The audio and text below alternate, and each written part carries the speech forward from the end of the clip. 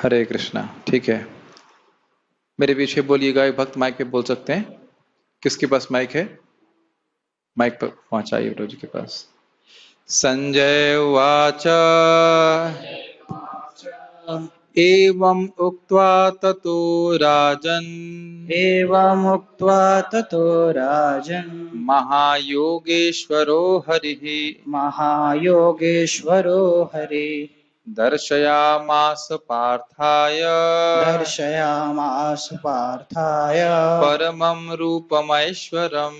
परमं रूपमैश्वरम्। संजय वाचा मतलब संजय ने कहा, एवं उक्त्वा इस प्रकार कहकर, ततो उसके बाद, राजन मतलब हे धृतराष्ट्र, धृतराष्ट्र को संबोधित करते हुए कह रहे हैं, महायोगेश्वरो हरिहि, महायोगेश्वर हरि ने दर्शयामास दिखाया, पार्थाय परमम रूपम ऐश्वरम, पार्थ को परम रूप जो ऐश्वर्यमय रूप था उसको दिखाया।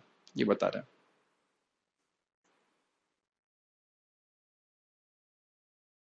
अनुवाद।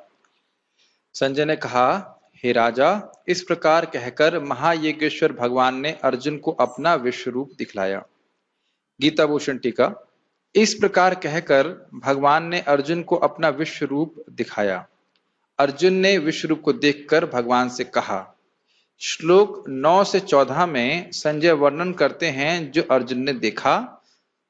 हे धृतराष्ट्र, योगेश्वर भगवान कृष्ण ने अर्जुन को दिव्य चक्षु देने के बाद अपना महान ऐश्वर्य रूप, पूर्ण रूप दिखाया। प्रभुपाद जी ने इसमें कोई टीका नहीं करी है और ये बहुत छोटी सी टीका है, इसलिए कोई विशेष इसमें टीका नहीं बताई जा रही। अगला श्लोक देखते हैं।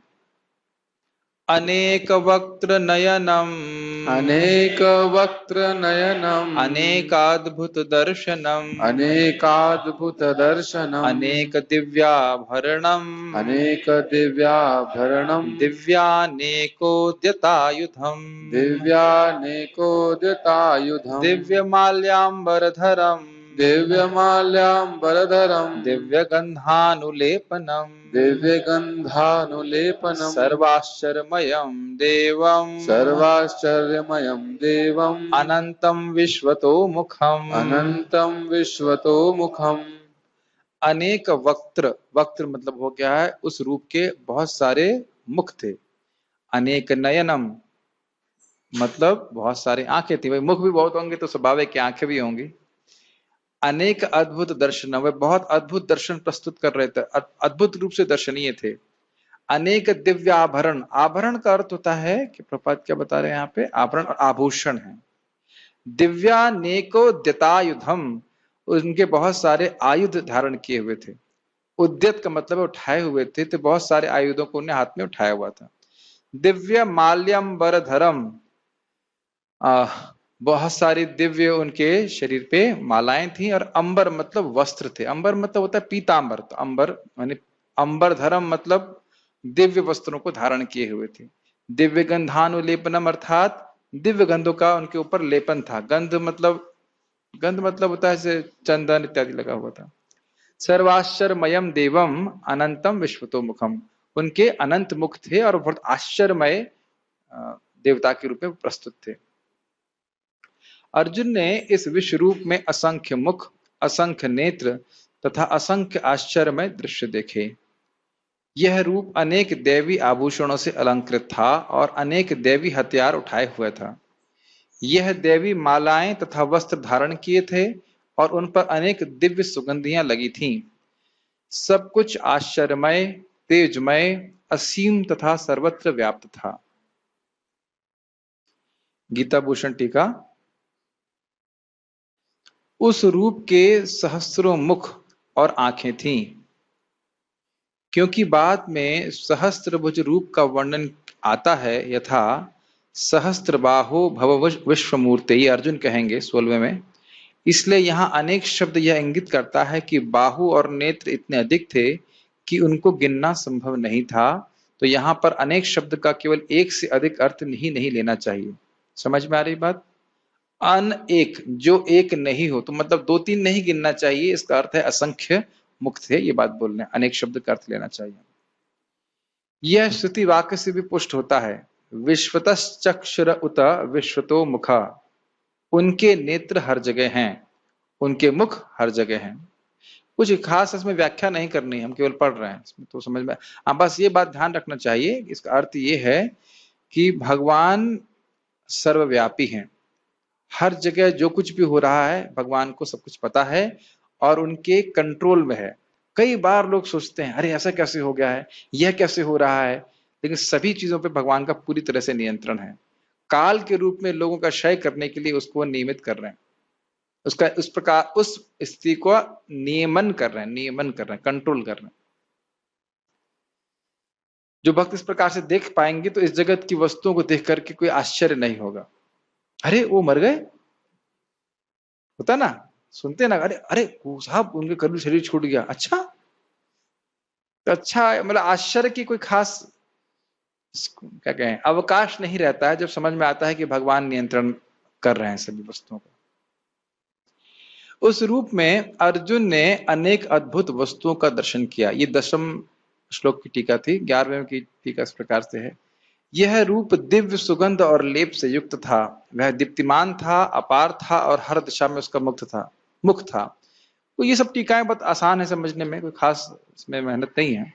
तात्पर्य इन दोनों श्लोकों में अनेक शब्द बारंबार प्रयोग हुआ है जो यह सूचित करता है कि अर्जुन जिस रूप को देख रहा था उसके हाथों, मुखों और पांवों की कोई सीमा नहीं थी।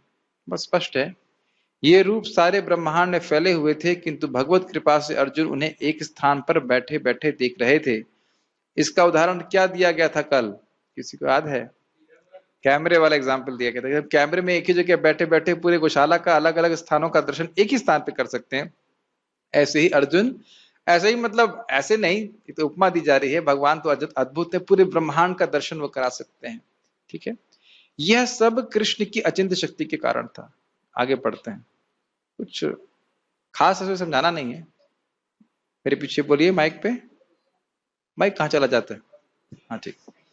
दिवि सूर्य सहस्रस्य दिवि सूर्य सहस्रस्य भवेद युगपद उत्थिता भवेद्युगपद उद्दितः यदि भासदृशी सा यदि भासदृशी सा भासस्तस्य महात्मना भास्यस्तस्य महात्मना। दिवि सूर्य सहस्रस्य, दिवि मतलब आकाश, यदि आकाश में, क्योंकि अब धृतराष्ट्र तो उस रूप को देख नहीं रहे हैं, तो उनको समझाने के लिए संजय बोल रहे हैं। अब ये ध्यान देना होगा कि संजय को यह रूप दिख रहा है, इसलिए उसकी उपमा दे रहे हैं, उपमा देकर समझा रहे हैं कि कितना प्रकाशमान वह रूप था। तो कह रहे हैं दिवि सूर्य सहस्रस्य भवेद युगपत उत्थिता, युगपत मतलब एक साथ।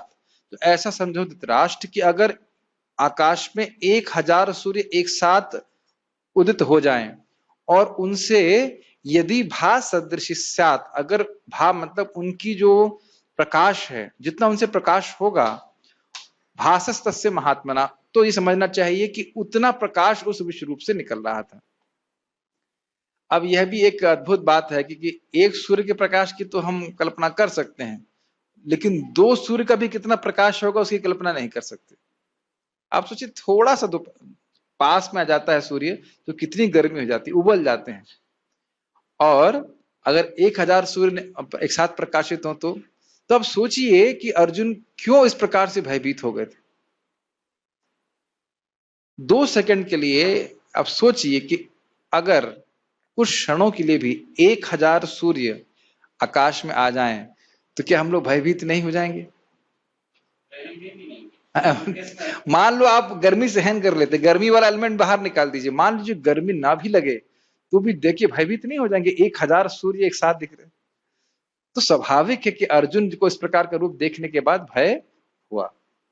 ठीक है, महात्मा शब्द का अर्थ है परम स्वामी का, मतलब भगवान का जो विश्व रूप था वो इस प्रकार से था। ये सुनने में बहुत अच्छा, हमारे लिए आवश्यक है कि भगवान के प्रति आदर भावना बढ़ती है। अभी मैं थोड़ी देर पहले अनुवाद कर रहा था तो कि सब लोग, आप सभी के द्वारा नमस्कृत्य हैं, मतलब आप सभी लोग, आपको नमस्कार करने चाहिए। तो मैंने तुरंत आकर भगवान को नमस्कार किया। जब हम भगवान की महिमा सुनते हैं तब बड़ा उत्साह होता है भगवान की शरण लेने का। ठीक है, यदि आकाश में हजारों सूर्य एक साथ उदय हों तो उनका प्रकाश शायद परम पुरुष के इस विश्व रूप के तेज की क्षमता कर सके। प्रभुपाद एक बहुत सुंदर शब्द यहाँ पे इस्तेमाल कर रहे हैं और कह रहे हैं शायद, मतलब यह उपमा भी हीन है। समझ पा रहे हैं बात? भाई ये कल्पना कीजिए कि अगर 1000 सूर्य एक साथ उपस्थित हो तो भी वो उनका जो भासमा मतलब जो उनका प्रभास है, क्या कहेंगे उसको, प्रकाश है, जो तेज है, वह भी विश्व रूप के समान नहीं है। लेकिन एक अंदाज देने के लिए बोल रहा हूं कि इमेजिन करिए, कल्पना कीजिए कि 1000 सूर्य हो तब, तो उससे अंदाज लगा सकते हैं कि विश्व रूप कितने तेजस्वी थे। गीता भूषण टीका। यह श्लोक उस रूप की होना चाहिए कि दीप्तिमानता को निरूपित करता है। दीप्तिमानता मतलब प्रकाशवानता को, उस पर कितना प्रकाश था उसको निरूपित कर रहा है श्लोक। यदि 1000 सूर्य एक साथ आकाश में उदित हो जाते तो उनका तेज भी भगवान हरि के उस विश्व रूप का एक आभास मात्र होता, ऐसी संभावना व्यक्त की गई है।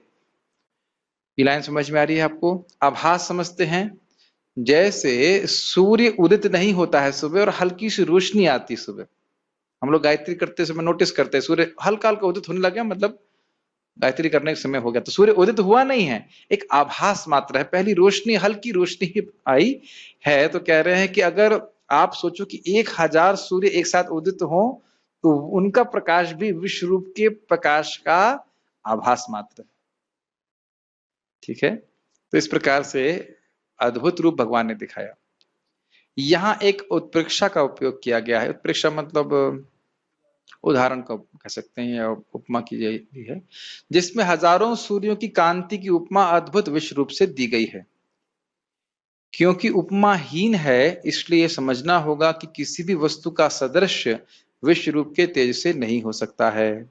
ये बात समझ में आ रही है कि ये जो 1000 सूर्य की आप बात कर रहे हो, यह भी इनका भी प्रकाश विश्व रूप के समान नहीं हो सकता है, लेकिन एक अंदाज देने के लिए इस प्रकार से बोला जा रहा है।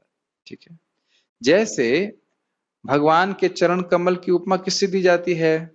सॉरी, मैंने बोल ही दिया, चरण की उपमा किससे दी जाती है? कमल से। तो अब कमल से क्यों दी जाती है? क्योंकि कमल से सुंदर वस्तु कोई हमें दिखता नहीं है, इसलिए। लेकिन कमल तो एक जड़ वस्तु है, वह भगवान के, उसका सादृश्य भगवान के चरणों से कैसे हो सकता है? लेकिन अब समझाने के लिए ये किया जाता है, उससे कुछ अच्छा कुछ है नहीं, सुंदर है नहीं। वैसे एक और कारण भी है, गर्मी में अगर कमल के फूल की माला पहनते हैं तो ठंडक अनुभव होती है, तो भगवान के चरण को आश्रय लेता है, इसलिए इनको चरण कमल कहते हैं, तो जगत की जलन जो है वह शांत हो जाती है। इस प्रकार से। ठीक है, आगे पढ़ते हैं।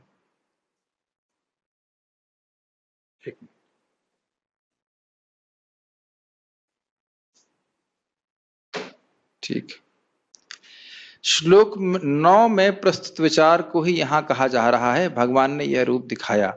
श्लोक 9 में क्या था? संजय बोले थे कि दर्शया मास पार्थाया, तो पार्थ को विश्वरूप दर्शन दिखाया भगवान ने, यही बात बोली जा रही। तात्पर्य, अर्जुन ने जो कुछ देखा वह अकथ्य था। अकथ्य था मतलब जिसका वर्णन नहीं किया जा सकता। तो भी संजय धृतराष्ट्र को इस महान दर्शन का मानसिक चित्र उपस्थित करने का प्रयत्न कर रहा है। मतलब इसके द्वारा कुछ समझ सकें वो। ठीक है, हाँ जी। हाँ, प्रश्न है कि धृतराष्ट्र देख रहे थे? नहीं, धृतराष्ट्र नहीं देख रहे थे, संजय देख रहे थे। व्यास प्रसादात, भगवान व्यास की कृपा से मैं इसको देख पाया, श्रुतवान, मैं सुन पाया और मैं देख पाया, दोनों बात थी। चलो, व्यासदेव की कृपा से संजय इसको देख पा रहे थे, दिव्य दृष्टि प्राप्त थी। न तो संजय वहां था न धृतराष्ट्र, किंतु व्यासदेव के अनुग्रह से संजय सारी घटनाओं को देख सकता था। ठीक है, अतएव इस स्थिति की तुलना वह एक काल्पनिक घटना हजारों सूर्यों से कर रहा है, जिससे इसे समझा जा सके। क्यों कह रहे हैं काल्पनिक? क्योंकि हजारों सूर्य आप देखते नहीं हो, कभी ऐसा होता नहीं है। लेकिन एक उदाहरण दे रहा है, जैसे मान लीजिए कभी कभी कहता है कोई व्यक्ति अपनी प्रेमिका को, तुम तो अप्सरा के समान सुंदर हो। अब तुम पूछोगे तुम अप्सरा देखे हो क्या? तो वो भी कल्पना कर रहा है कि अप्सरा कोई बहुत सुंदर होगी, तो उसे उपमा दे देता है। ये सब चलता है दुनिया में। तो यहाँ पे बात कर रहे हैं कि तुमने 1000 सूर्य तो देखे नहीं। धृतराष्ट्र ने तो एक भी सूर्य नहीं देखा है। ये भी एक इंटरेस्टिंग बात है। धृतराष्ट्र ने तो एक भी सूर्य नहीं देखा है और उसको समझा रहे हैं कि हजारों सूर्य अगर उपस्थित हो जाएं तो वैसा मतलब तेज होगा, तो उस प्रकार से विश्व रूप का तेज होगा। है ना इंटरेस्टिंग बात? ये भी है। ये भी एक विचारणीय बात है कि धृतराष्ट्र ने तो एक भी सूर्य नहीं देखा अपने जीवन में। सूर्य में कितना तेज है जानते ही नहीं है, तो हजारों सूर्य के कैसे समझेगा? लेकिन जो भी है हमारे समझने के लिए बोल रहे हैं। वैसे देखिए ये एक अच्छी बात है, मैंने भी कभी इस तरह से सोचा नहीं था। संजय केवल धृतराष्ट्र को समझाने के लिए नहीं बोल रहे हैं, क्योंकि संजय भी उस प्रकार से उस दृश्य को देख रहे हैं तो वह भी आश्चर्यचकित है। ध्यान देना होगा कि विश्व रूप को संजय भी देख पा रहे हैं, तो स्वाभाविक रूप से वो वर्णन कर रहे हैं। वह यह नहीं सोच रहे कि धृतराष्ट्र तो अंधे हैं, वह तो एक सूर्य का भी प्रकाश नहीं जानते, है कि नहीं? आगे पढ़िएगा, मेरे पीछे बोलिए। हाँ माइक पे पूछिए अगर कुछ पूछना चाहते हैं। भगवत गीता सबने सुनी थी केवल अर्जुन ने सुनी? हाँ ये प्रश्न आएगा कि भगवत गीता सबने सुनी थी कि नहीं सुनी थी। देखिए अभी कुछ समय के बाद टीका में आने लग जाएगा कि देवतागण इत्यादि सब लोग इकट्ठे हुए थे और उन सब ने विश्वरूप को देखा था। तो विश्वरूप को देखकर भगवान के जो भक्त हैं वह प्रसन्न हो रहे थे और जो असुर गण है वो भाग रहे थे। तो जो लोग भी वहां इकट्ठे हुए थे, जैसे कि आप देखिए, मैं उदाहरण दे रहा हूं, महाभारत में आता है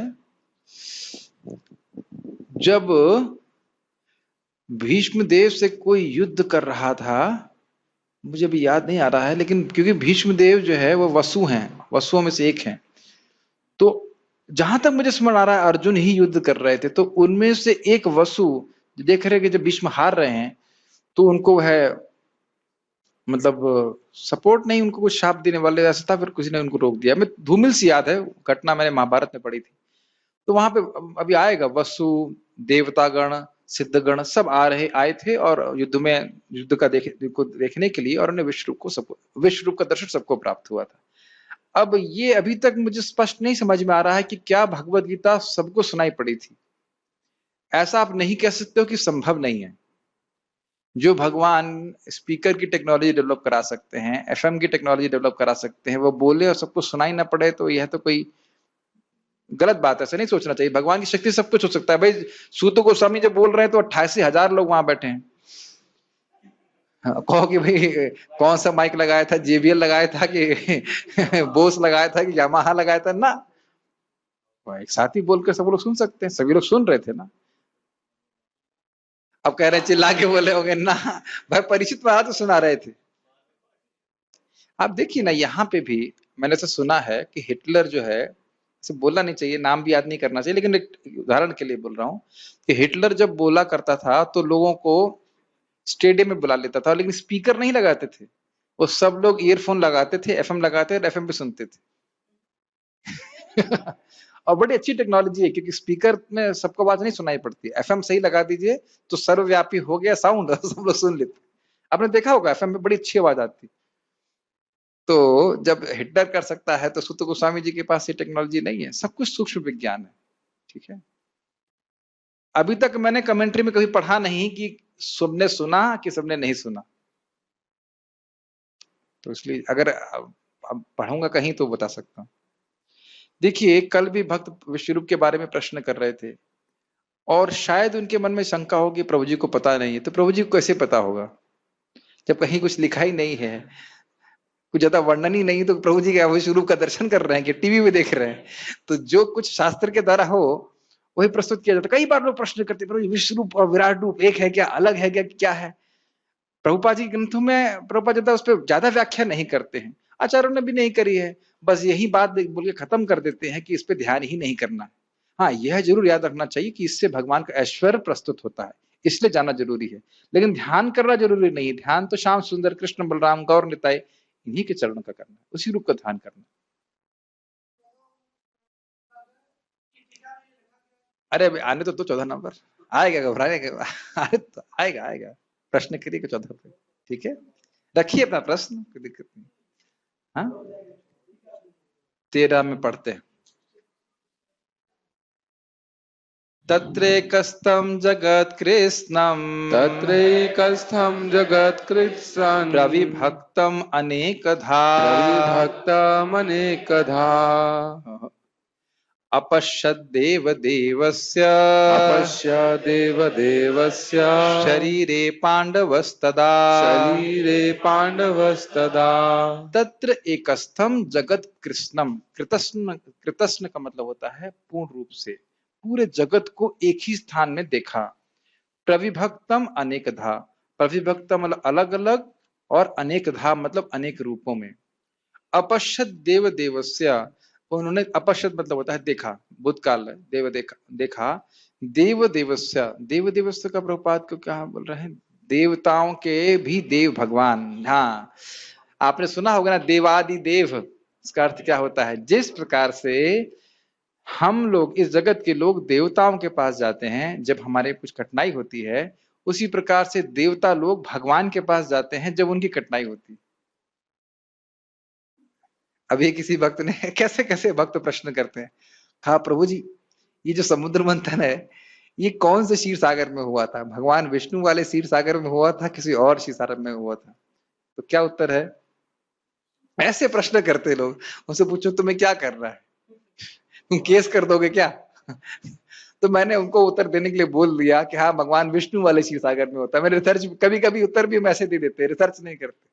अब मुझे याद नहीं कि उसके अलावा भी कोई क्षीर सागर है कि नहीं, ध्यान नहीं दिया इतना। फिर उससे प्रश्न आ गया, अरे तो वह क्षीर सागर कैसे पहुंच सकते हैं, वह तो भगवान का धाम है। तो फिर मैं उनको प्रमाण दिया, भाई देखो दशम अध्याय के प्रथम अध्याय, दशम स्कंद के प्रथम अध्याय में 8वें श्लोक में आता है कि जब माता पृथ्वी जो है दुखी हो गई थी, तो पृथ्वी जो है गाय का रूप लेकर ब्रह्मा जी के पास जाती है, फिर ब्रह्मा जी देवताओं को लेकर क्षीर सागर पे जाते हैं। तो ठीक है, भगवान विष्णु के धाम में नहीं जा सकते हैं, लेकिन तट पे जा सकते हैं। ऐसे ऐसे प्रश्न करते हैं लोग इतने। हमने कहा इससे तुम्हारी भक्ति का क्या संबंध है कि भाई क्षीर सागर में जा सकते हैं कि नहीं जा सकते? लेकिन ऐसी जिज्ञासा होती।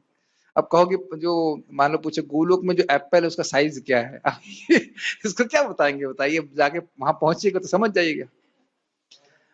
नहीं, ऐसा कोई प्रश्न किया नहीं आज तक, लेकिन ऐसा भी कोई कर सकता है, ठीक है ना?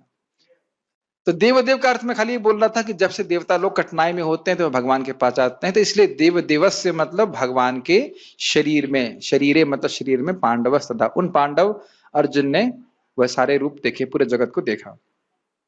उस समय अर्जुन भगवान के विश्व रूप में एक ही स्थान पर स्थित हजारों भागों में विभक्त ब्रह्मांड के अनंत अंशों को देख सका।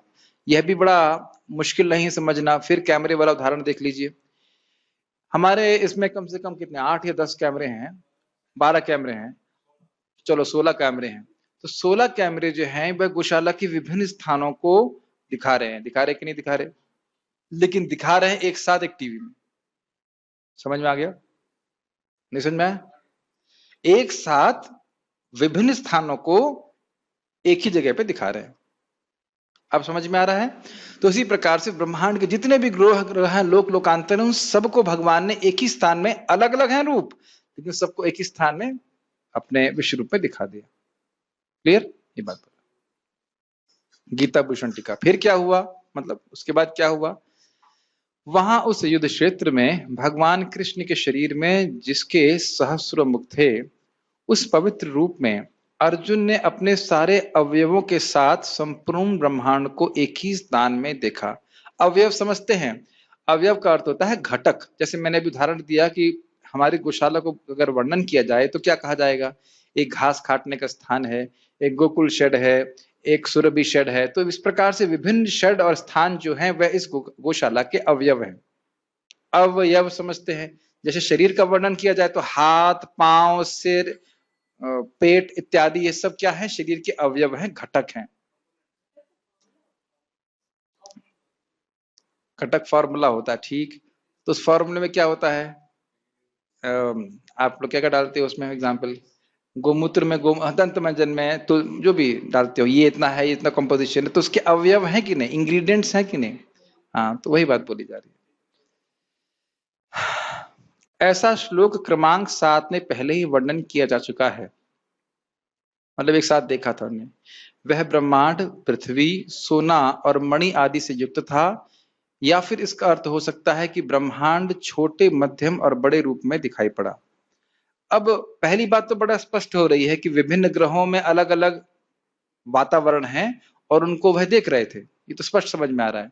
अब ये ब्रह्मांड को छोटे, मध्यम और बड़े रूप में देखा, यह मैं पूरी तरह समझ नहीं पाया हूं, लेकिन इसका एक अर्थ समझ में आ रहा है, जूम। जूम मतलब जूम ऐप नहीं, आप देखा है ना, जैसे गूगल मैप में जाते हैं तो आप पृथ्वी को पहले ऊपर से देखते हैं, फिर थोड़ा और नीचे जाएंगे, जूम करेंगे तो और डिटेल दिखते हैं, और फिर और जूम करेंगे तो फिर और डिटेल दिखते हैं। यही अर्थ समझ पा रहा हूँ, पूरा तो समझ नहीं पाया इस बात। तात्पर्य नहीं, ध्यान देना चाहिए, यहाँ पे वह ब्रह्मांड, एक ही ब्रह्मांड को देख रहे, सारे ब्रह्मांड को नहीं देख रहे। ठीक है, तात्पर्य तत्र, वहां शब्द अत्यंत महत्वपूर्ण है। इससे सूचित होता है कि जब अर्जुन ने विश्व रूप देखा, उस समय अर्जुन तथा कृष्ण दोनों ही रथ पर बैठे थे। ओ, काफी इंटरेस्टिंग बात है। देखो प्रभुपाद जी बड़ी सी टीका है कि रथ पे बैठे बैठे ही देखा, ऐसा नहीं है कि कोई थिएटर चालू किया हो या पिक्चर चालू की हो या कुछ जादू किया हो, कुछ व्यवस्था की हो, वहीं बैठे बैठे उनने विश्व रूप को दिखा दिया। युद्ध भूमि के, हाँ, अपने से अलग विश्व रूप दिखाया नहीं दिखाया हम नहीं जानते। कृष्ण और अर्जुन बैठे हैं और उन्हें दिखा दिया। और देखो क्या बात है ना, मैं कुछ भी बोलूंगा और आप मान लोगे कि मैं समझ गया, वो दोनों ही बातें गलत हो सकती हैं। मेरी बात समझ रहे हैं? मैं अपने मन से कुछ भी बोल दूं और मैं कहूं समझ में आया, हाँ मुझे समझ में आ गया, समझाने वाले को और समझने वाले दोनों ही गलत हो सकते हैं। इसलिए जब तक कुछ वर्णन नहीं आता उसको हम नहीं कह सकते। बस इतना ही है कि रथ पे खड़े खड़े दिखा दिया, ये भगवान का अचिंत वैभव। अब अब घोड़े कैसे थे, घोड़ों को डर लगा कि नहीं, घोड़ों को घास मिली कि नहीं, इन सब प्रश्नों का हमारे पास कोई उत्तर नहीं है। ठीक है, युद्ध भूमि के अन्य लोग उस रूप को नहीं देख सके क्योंकि कृष्ण ने केवल अर्जुन को दृष्टि प्रदान की थी। तो ध्यान दीजिएगा, आगे की टीकाओं में आएगा कि देवतागण उस विश्व रूप को देख पा रहे थे, लेकिन जो युद्ध में उपस्थित लोग थे वे नहीं देख पा रहे थे। उसमें भी भेद है, भीष्म पितामह और जो महान भक्त हैं वे देख पा रहे थे, लेकिन सब लोग नहीं देख पा रहे थे। ठीक है, वह कृष्ण के शरीर में हजारों लोग देख सका। तो अब स्पष्ट हो गया ये क्या कहना चाहते हैं। मतलब जब जो हमने कैमरे वाला एग्जाम्पल दिया था, ब्रह्मांड में विभिन्न लोक हैं, उन सभी लोगों को एक साथ विश्व रूप में देख पा रहे हैं। जैसा कि वैदिक शास्त्रों से पता चलता है कि ब्रह्मांड अनेक हैं और लोक भी अनेक हैं। इनमें से कुछ मिट्टी के बने हैं, इनमें से कुछ मिट्टी के बने हैं अर्थात ग्रहों की बात हो रही है, कुछ सोने के, कुछ रत्नों के, कुछ बहुत बड़े हैं तो कुछ बहुत बड़े नहीं हैं। अब समझ में आ गया। देखिए टीका में लिखा गया था ब्रह्मांड को छोटे, बड़े और मध्यम और बड़े रूप में देखा, तो मतलब कुछ ग्रह बहुत बड़े थे, कुछ ग्रहों को छोटा देखा, इस प्रकार से देखा।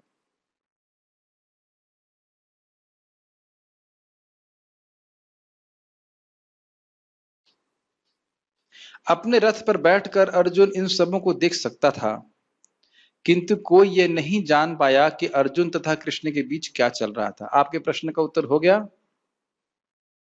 क्या उत्तर है? प्रभुपाद क्या बोले कि आपका प्रश्न का उत्तर हुआ? माइक दीजिए इनको। प्रभुपाद ने अभी क्या बोला जिसके द्वारा आपके प्रश्न का उत्तर हो गया? जो भगवान के भक्त हैं उनको दर्शन हुआ। आपकी बात सुनाई नहीं पड़ी। मैंने बोला था। अभी प्रभुपाद क्या बोल रहे हैं? यह सब विश्व रूप जो है भगवान कृष्ण अर्जुन को दिखा रहे हैं, लेकिन जो युद्ध भूमि में उपस्थित हैं उनको नहीं पता चल रहा क्या हो रहा है। अब कोई प्रश्न करेगा, अरे मुझे भी प्रश्न किसी ने किया कि भाई जब ये विश्व रूप दिखा रहे थे तो युद्ध क्यों नहीं हुआ? लोग खड़े क्यों हो गए? तो समझना चाहिए कि अर्जुन बहुत बड़े योद्धा थे, तो वह अगर बीगुल बजने के बाद भी अगर भगवान कृष्ण से कुछ बात कर रहे हैं तो किसी की ऐसी हिम्मत नहीं कि तुरंत बस युद्ध चालू कर दें। धर्म युद्ध तो है ही, साथ साथ अर्जुन अभी ठिठक गए हैं तो लोग देख रहे हैं कि क्या बात है, दोनों के मध्य में है। सोचिए आप कि दोनों युद्ध के पक्ष हैं और उनके बीच में अर्जुन अपने रथ को लेके गए हैं। कोई डर नहीं है कि मैं अपनी सेना से दूर जा रहा हूं और मुझे पकड़ लेंगे तो क्या होगा, कोई डर नहीं, कोई भयभीत नहीं है बिल्कुल भी। और इसलिए जब वो रुक कर युद्ध नहीं कर रहे हैं उस समय, तो किसी की ऐसी हिम्मत नहीं कि वो युद्ध चालू कर दे अपनी तरफ से। इस प्रकार के देखिए हम लोगों के पास, हम लोग को ऐसे लोग दिखते नहीं है आजकल के युद्ध में। कहाँ रहता है आजकल, तो ड्रोन से युद्ध कर रहे हैं। हम लोग बैठे गीता क्लास कर रहे होंगे, ऊपर से कोई बम गिरा देगा ऐसा हो रहा है। ये कोई क्षत्रिय तरह का तो युद्ध तो ना है। ज्यादा हम उस पर कमेंट नहीं करना चाहते, लेकिन बात यही है, इस तरह से युद्ध नहीं कर रहे हैं। अर्जुन महान योद्धा थे, सोचिए ना कैसे वो लोग युद्ध करते थे। कल्पना कीजिए आप, कल्पना मतलब जब महाभारत में मुझे वो अंश बड़ा अच्छा लगता है, जब युद्ध होता है तो कितने ऐसा चलाते हैं वो बाण कि मतलब कोई गैप ही नहीं होता बीच में। एक ही समय में 10-10 हजार लोगों से युद्ध कर रहे हो, 10,000 हम उनको मार रहे हैं। निवाट कवच, 60,000 निवाट कवचों को अकेले अर्जुन ने मार दिया। क्या स्पीड से वो चलाते होंगे धनुष, हरी बाण, अद्भुत है। तो समझ में आ गया कि अर्जुन और कृष्ण के अलावा कोई नहीं समझ सुन रहा था। लेकिन अभी आगे हम पढ़ने वाले हैं कि जो उच्चतर लोगों के लोग थे उनको ये दर्शन प्राप्त हुआ था विश्वरूप का। एक, हाँ मैंने सुना था कि भीष्म पितामह और अन्य भक्त जो शुद्ध भक्त थे उनको दिख रहा था, लेकिन अभी तक मैंने पढ़ा नहीं है, लेकिन मैंने भक्तों से सुना है। आखिरी श्लोक का आज का हम देखेंगे। ततः स विस्मयाविष्टो, ततः स विस्मयाविष्टो हृष्टरोमा धनञ्जयः, हृष्टरोमा धनञ्जयः प्रणम्य शिरसा देवम्, प्रणम्य शिरसा देवम् कृताञ्जलिरभाषत। कृताञ्जलिरभाषत। अब यहाँ पे संजय का वचन समाप्त हो रहे हैं, कह रहे ततः फिर सविस्मयाविष्टो, मतलब अर्जुन अब विस्मय विस्मय में आविष्ट हो गए। विस्मय मतलब मुस्कुराहट चली गई, अद्भुत अब आश्चर्यचकित हो गए हैं। और आविष्ट मतलब विस्मय से पूरित हो गए हैं, विस्मय उनको ग्रहण कर लिया है, बहुत ग्रहण, हाँ पकड़ लिया है, विस्मित हो गए। विस्मित, स्मित मतलब मुस्कान, और विस्मित मतलब मुस्कान से रहित हो गए, विस्मय, ठीक। तो मुस्कुरा रहा और एकदम से सारी मुस्कान चले हुए, घबरा गए हैं। हृष्ट रोमा धनंजया, हृष्ट रोमा का अर्थ है पुलकित हो गया है उनका शरीर। ये जो रोम होते हैं ना शरीर में, वह खड़े हो गए हैं। प्रणम्य शिरसा देवम, सिर से प्रणाम कर रहे हैं। सिर से प्रणाम का अर्थ क्या है? दंडवत प्रणाम कर रहे हैं। कभी कभी लोग बोलते भी हैं दंडवत प्रणाम प्रभु जी, हमने खड़े होकर के, तो ठीक, दंडवत प्रणाम, ठीक। कृतांजलि अभाषतः, कृत अंजलि, अपने अंजलि अपने हाथों को जोड़ करके अभाषतः, अर्जुन इस प्रकार से बोले।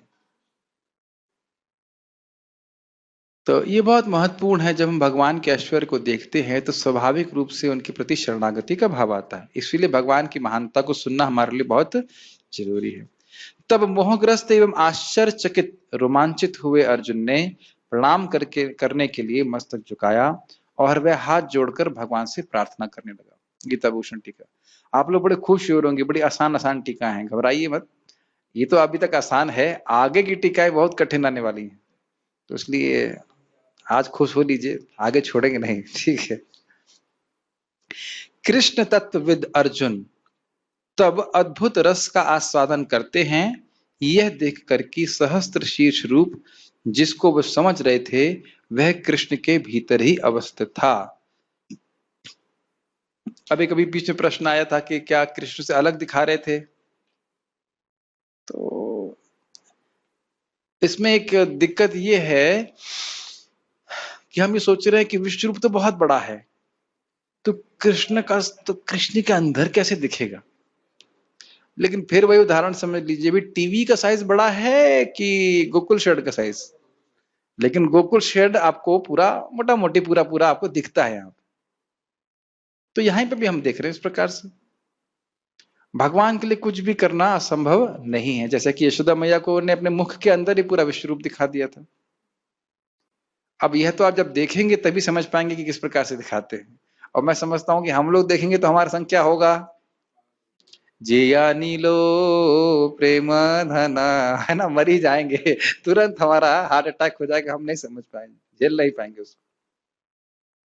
वह अद्भुत रस का सदन कर रहे हैं। जिन कृष्ण ने यह अद्भुत रूप प्रस्तुत किया था उनसे अर्जुन ने कहा, अर्जुन हर प्रकार के, ये आश्चर्य क्यों हो रहा है, ये भी सोचने वाली बात है। अभी तक तो वह भगवान को अपना दोस्त ही मान रहे हैं, लेकिन दोस्त में इतना बड़ा विश्व रूप, अरे हाँ, समझ रहे हैं। मान लीजिए आप किसी मित्र को देख रहे हैं और मित्र एकदम से विश्व रूप दिखाना चालू कर दे, तो आप घबरा नहीं जाएंगे।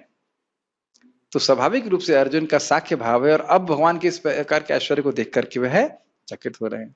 अर्जुन हर प्रकार के धन को जीतने वाले थे और धीर थे, इसीलिए अर्जुन का एक नाम क्या था, धनंजय। यस, और धीर थे, इनके इंद्रियों में संयम था, परंतु वे भी विस्मय से आविष्ट हो गए। विस्मय का अर्थ समझ गए, आश्चर्य। और उनका शरीर पुलकित हो गया, पुलकित भी समझते हैं आप, रोम रोम खड़े हो गए। और भगवान कृष्ण को अपने सर पृथ्वी पर लगाते हुए प्रणाम करके वे उनसे बोले। यहाँ यह वर्णन है कि उन्होंने भय से अपनी आंखें बंद नहीं करी, अपितु अद्भुत रस को प्रकट किया। ये समझ में आई, भयभीत तो हुए देख करके, लेकिन आंखें बंद नहीं करी, वो आंखें तो खोल खोल के देख रहे थे, ये क्या देख रहा हूं मैं, क्या देख रहा हूं, इस प्रकार से। समझ में आई बात। बहुत अगर आप बहुत उसको मतलब इस अध्याय को बहुत माइन्यूटली देखेंगे तो बहुत सारी चीजें सीखने के लिए। स्वाभाविक रूप से इस जगत में जो हम कुछ भयभीत करने वाला दृश्य देखते हैं तो हम क्या करते हैं, आंखें बंद कर लेते हैं। वहां भी डर लगता है, क्या ऐसा कर लेते हैं। लेकिन यहाँ पे अर्जुन जो है वह आंखें खोल कर देख रहे हैं कि अरे ये क्या हो रहा है, मैं क्या देख रहा हूं, मैं क्या देख रहा हूं, ऐसे करके। ठीक है, तात्पर्य, एक बार दिव्य दर्शन हुआ नहीं कि कृष्ण तथा अर्जुन के पारस्परिक संबंध तुरंत बदल गए। ये बहुत सुंदर है, बहुत सुंदर इसकी व्याख्या की है चक्रवर्ती बाद ने। वो कहते हैं कि द्वारका के जो पार्षद हैं उनका प्रेम कैसा होता है, घी की तरह। घी की तरह क्यों बोल रहे हो, जब घी जमा रहता है, एक घी का बर्तन सोचिए और उस घी के बर्तन के नीचे पेंदे में सोने का सिक्का है। तो जब घी जमा रहता है तो आपको वो सिक्का नहीं दिखेगा, लेकिन जब घी पिघल जाता है तो सोने का सिक्का दिखता है। उसी प्रकार से द्वारका के जो पार्षद हैं वह भगवान के प्रति इसी प्रकार का भाव रखते हैं कि मेरे पिता हैं, मेरे बेटे हैं, या मेरे मतलब मित्र हैं, जैसे यहाँ पे अर्जुन का भाव है। लेकिन जब भगवान ऐश्वर्य प्रस्तुत करते हैं तो फिर ये जो प्रेम है वो कुछ समय के लिए शिथिल हो जाता है। हाँ, ये तो भगवान, ही तो भगवान। लेकिन जो गोलोक के भक्तों का प्रेम है उनका माधुर्य इतना अधिक है कि भगवान कितना भी ऐश्वर्य प्रस्तुत करें, उनका प्रेम कभी, उनका जो मधुर भाव है वह कभी भी दबता नहीं। उस है दोनों ही प्रेमी भक्त, समझ रहे हैं बात। तो यहाँ पे हम देख रहे हैं कि अर्जुन का भगवान से सख्य है और बड़ा बड़ा ही आत्मीय संग है, क्योंकि साथ में खाते थे, उनसे मजाक भी करते थे, हे यादव, हे सखेती इत्यादि, हे सखा, तुम तो बहुत सच बोलते हो, ऐसा करके भगवान अर्जुन कृष्ण को बोलते थे। तुम तो, हाँ भाई, तुम तो बहुत सत्यवादी हो, हमेशा सच ही बोलते हो। तो बहुत विनोद करते थे इस प्रकार से। तो इस प्रकार का सख्य भाव होते हुए भी जब भगवान ने ऐश्वर्य प्रस्तुत किया तो फिर अब उनका भाव जो है, नहीं आप तो भगवान हैं, इस प्रकार से। अभी तक अब आप देख लीजिए, याद है ना, जब यशोदा मैया को भगवान ने विश्व रूप दिखाया तो क्या बोली, लगता है मेरा लड़का को भूत पकड़ लिया है, ऐसा करके। वो कभी नहीं मानते हैं कि ये भगवान है, इस प्रकार से। अभी तक कृष्ण तथा अर्जुन में मैत्री संबंध था, किंतु दर्शन होते ही अर्जुन अत्यंत आदर पूर्वक प्रणाम कर रहा है और हाथ जोड़कर कृष्ण से प्रार्थना कर रहा है। एक बात ध्यान रखना होगा, ये बड़ी गंभीर बात है कि भले ही भगवान भगवान हैं, फिर भी वो एक व्यक्ति हैं। मेरी बात समझ में आ रही है आपको? वो हैं भगवान, लेकिन वो आपसे प्रेममय संबंध ही चाहते हैं। आपका संबंध विश्व रूप से नहीं है, हम सबका संबंध विश्व रूप से नहीं है, और न ही वे भगवान चाहते हैं कि हम लोग विश्व रूप से संबंध बनाएं। Does it make sense? जैसे कि भारत के प्राइम मिनिस्टर एक बहुत महान व्यक्ति है, हो सकते नहीं, वो हैं, लेकिन फिर भी कुछ अपने लोगों से जरूर वह बड़ा प्रेम का संबंध चाहते। Does it make sense? हमेशा वो ये नहीं चाहते कि लोगों के सामने आकर जय प्राइम मिनिस्टर, आपकी जय हो, बस यही बोलते रहे। Make sense? ये बात चैतन्य चरितामृत में लिखा गया है कि हर पूरा विश्व उनकी ऐश्वर्य भाव में भक्ति कर रहा है, जो लोग कर रहे हैं, लेकिन वह भगवान को उतना सुख नहीं देती। जो प्रेम से भक्त भगवान की भक्ति करता है, तो माता मोरे पुत्र भाव करे ना पालन, ऐसे करके है, मतलब उनको डांटती है, तो कृष्ण जो है बड़े उनको सुख मिलता है। लेकिन इसको हम लोग इमिटेट नहीं कर सकते। फिर भी ये याद जरूर रखना चाहिए कि कृष्ण एक व्यक्ति है और बहुत ही संवेदनशील व्यक्ति हैं। अपने भक्त के द्वारा की गई सेवा को हमेशा याद रखते हैं।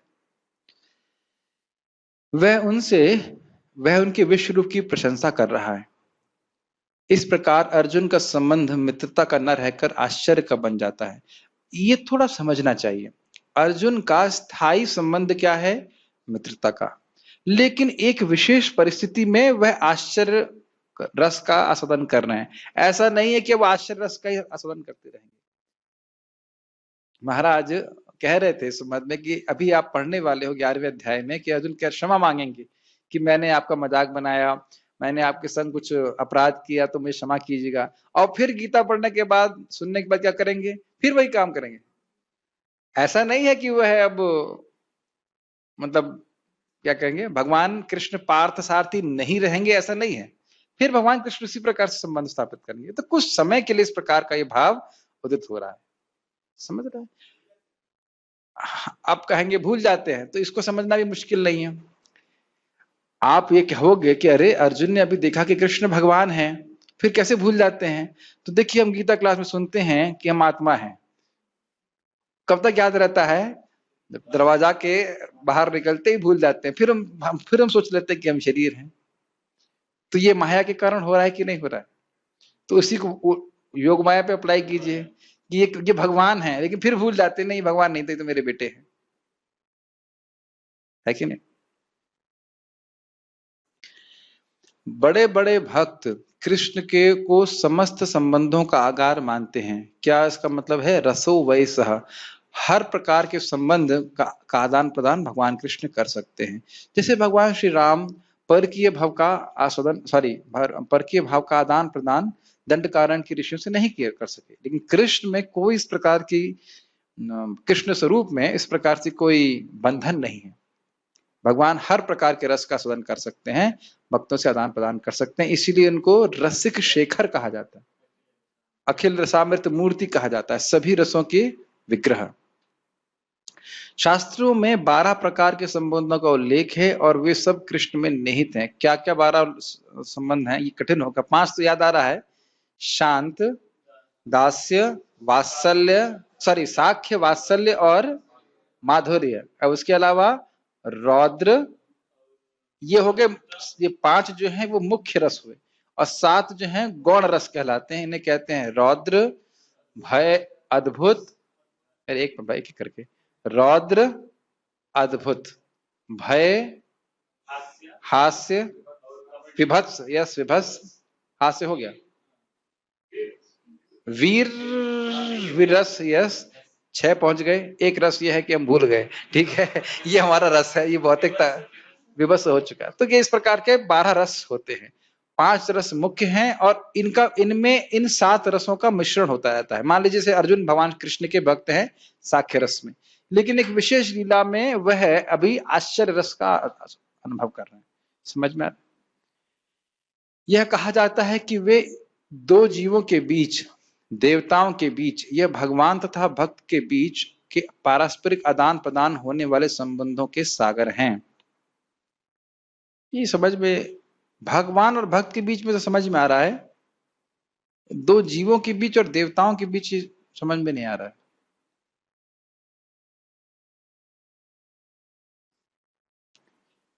नहीं समझ में आ रहा, नहीं समझ में आ रहा। यहां पर अर्जुन आश्चर्य संबंध से प्रेरित है, इसका अर्थ क्या हो सकता है? नहीं, यहां पर अर्जुन आश्चर्य संबंध से प्रेरित है। और इंग्लिश में देखिए इसमें क्या लिखा है, इंग्लिश में माइक पे बोलिए अगर पढ़ा है तो। Yes, It is said that he is the ocean of all relationships exchanged between 2 living entities, between the gods or between the Supreme Lord and his devotees. वही बात है, लेकिन नहीं समझ में आ रहा है। यहां पर अर्जुन आश्चर्य संबंध से प्रेरित हैं। आश्चर्य संबंध से प्रेरित है, समझ में आ रहा है, आश्चर्य रस से। और उसी में वह अत्यंत गंभीर तथा शांत होते हुए भी अत्यंत आह्लादित हो उठा। मतलब वह धीर थे, वह क्षत्रिय हैं, किसी भी मारकाट को देखने में उनको कोई घबराहट नहीं होती थी, फिर भी आश्चर्यचकित है और आह्लादित हैं कि भगवान के इस विश्व रूप को देख के बड़ा स्पष्ट है। उसके रोम खड़े हो गए और वह हाथ जोड़कर भगवान की प्रार्थना करने लगा। निसंदेह वह भयभीत नहीं था, वह भगवान के आश्चर्य से अभिभूत था। अभिभूत मतलब समझते हैं, देखिए हर महान चीज को देखकर हम भयभीत ही हों ऐसा नहीं होता है। अभिभूत शब्द बड़ा अद्भुत है। अभिभूत इंग्लिश में कहेंगे ओवरवेल्म्ड, नहीं ओवरवेल्म्ड। अरे क्या ऐसा कर, क्या क्या दृष्ट है, इस प्रकार से। जरूरी नहीं है, आवश्यक नहीं कि हम भयभीत हों, अभिभूत हो जाता है, बिल्कुल जैसे कोई मंत्र मुग्ध हो जाए। मंत्र मुग्ध शब्द सुना होगा, मुग्ध हो जाए, क्या हुआ है, इस प्रकार से। इस समय तो उसके समक्ष आश्चर्य था और उसकी प्रेम पूर्ण मित्रता आश्चर्य से अभिभूत थी। मतलब जो उनका स्थायी भाव था, प्रेम सख्य भाव का, वह इस अद्भुत रस के द्वारा आच्छादित हो गया कुछ समय के लिए, ऐसा कह सकते हैं। अतः उसकी प्रतिक्रिया इस प्रकार हुई। अब अर्जुन क्या बोलेंगे वह हम आगे सुनेंगे। कोई प्रश्न समुद्र प्रभु कर रहे थे, कृपया उनको। अच्छा ठीक है, ठीक है, माइक पे पूछिएगा। भक्ति योग का ये चैप्टर चल रहा है ना शायद मध्य वाला, तो इसमें विश्व रूप से भक्ति से क्या रिलेशन है? भक्ति योग का चैप्टर चल रहा है 6 से 12। अच्छा, ये कहने का अर्थ है कि 7वें और 12वें अध्याय के बीच में भक्ति का वर्णन हुआ। तो देखिए अच्छा प्रश्न है। तो 11वें अध्याय में जो विश्वरूप का दर्शन हुआ, उसका भक्ति से क्या संबंध है? बहुत बड़ा संबंध है। 10वें अध्याय की शुरुआत में बताया गया कि 10वां अध्याय बोला क्यों गया, और बताया गया कि भगवान की विभूतियों को सुन करके भक्ति के उद्दीपक हैं और उनका पोषण करती हैं। भगवान इतने महान हैं, ये सुनकर के व्यक्ति भगवान का आश्रय लेने के लिए प्रेरित होता है। तो उस विभूति को साक्षात प्रस्तुत होता हुआ देख रहे हैं विश्व रूप में। हम सारे देवता उन्हीं में हैं, रुद्र हैं, आदित्य हैं, मरुदगण हैं। तो हम और किसी देवता का आश्रय न लेके भगवान का ही आश्रय लेंगे। और आगे जाकर के आप देखेंगे कि यह भी स्थापित होता है कि भगवान कृष्ण विश्व रूप से हीन नहीं है, अपितु विश्व रूप भी भगवान कृष्ण में ही समाहित है। समझ में आ रही बात? ये बात भी आपने सुना होगा, टीका में हम लोग कल ही चर्चा कर रहे थे कि कोई कहेगा करे भाई कृष्ण का जो रूप है तो द्विभुज रूप है, उससे श्रेष्ठ विश्व रूप है, तो ना, ऐसा नहीं। और हम अभी 11वें अध्याय के आखिरी में देखेंगे किस प्रकार से भगवान भक्ति, अनन्य भक्ति को ही परम साधन बताएंगे, जिसके द्वारा हम भगवान को समझ सकते हैं। तो भक्ति का भी निरूपण इस अध्याय में हुआ। ठीक है, और कोई प्रश्न है? किसी भक्त का यहाँ पे प्रश्न है क्या नेट पे?